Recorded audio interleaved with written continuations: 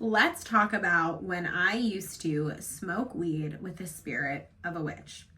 If you are new here, my name is Alicia Belanes and I am a psychic medium and I do a bunch of really crazy shit, to be honest with you. So sit with me and let's discuss the experience that I had as a teenager when I used to smoke with the spirit of a witch.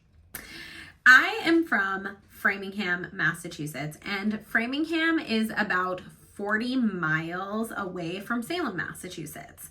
And back in 1962 in Salem, Massachusetts is actually where the Salem witch trials took place.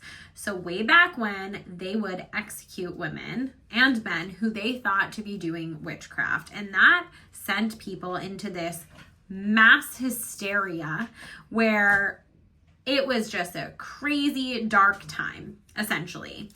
Now, back in Salem, there was a woman, Sarah Clay, and Sarah was one of three sisters, and which we all know movies who talk about Salem witches, and there's three sisters, if you know what I mean, who were hung in the original. If you don't know Hocus Pocus, like, get lost. I don't know what to tell you. But anyways, my point being, Sarah was one of three sisters, and her two sisters ended up being executed and dying. Sarah actually got off of her accusation of witchcraft, and she ended up traveling the 40 miles from Salem, Massachusetts into Framingham, Massachusetts. And this is very well known because there is an actual road called Salem Ends Road that runs through here. Anyways, Sarah Clay ended up in Framingham, Massachusetts, where her husband built a house. They grew old together. They lived, they had children, they settled here, the whole nine. Well, when I was young, and keep in mind, this house is like 1692 time frame, right? So this house was abandoned. And when I was young, we used to go into Sarah's house and we used to smoke weed with the witch, which is crazy.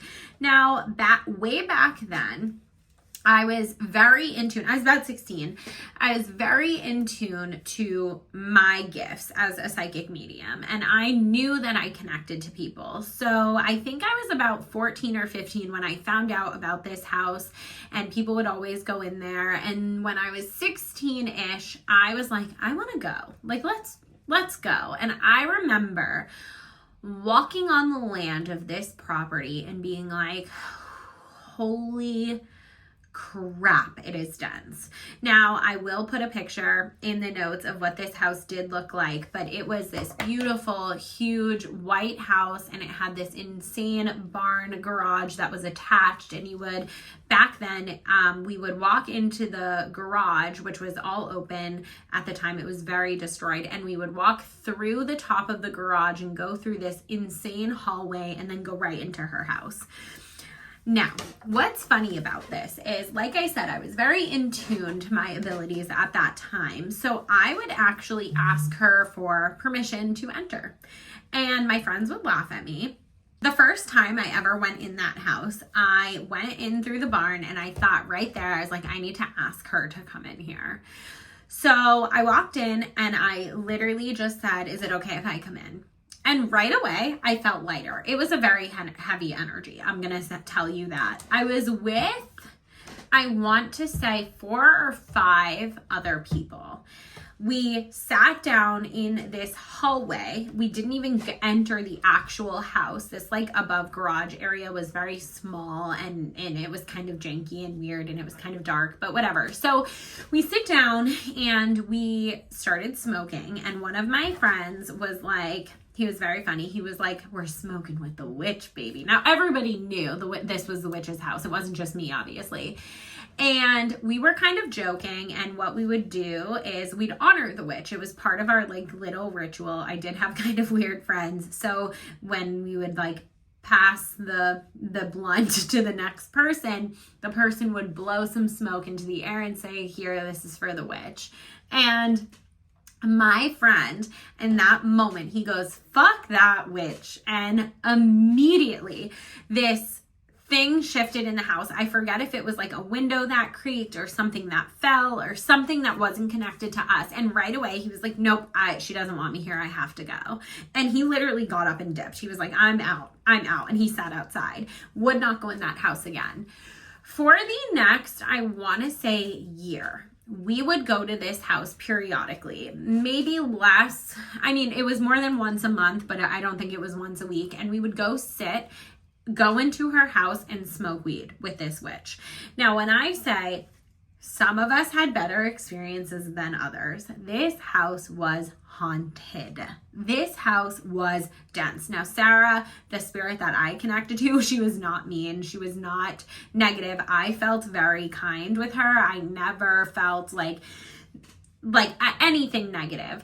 But I had a friend, this is a true story, it was insane, who went into this little room on the top floor of the house, and he took this, I don't know what it was. It was like a knickknack. I don't even think it belonged to her, to be honest, like at all. I think they removed all of that in the Historical Society.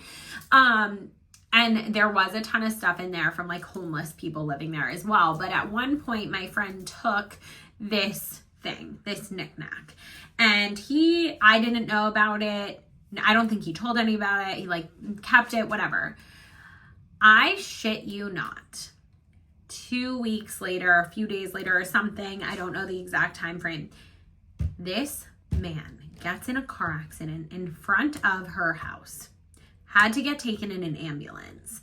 And he was like, I will never go in that house. He literally went, brought the thing back, and he's like, I'll never go in that house again.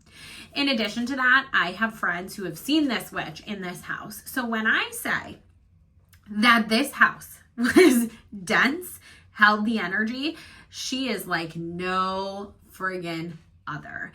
This is just one of many insanely weird experiences that I have had in connection to this witch, or in connection to anything spiritual, to be quite honest with you.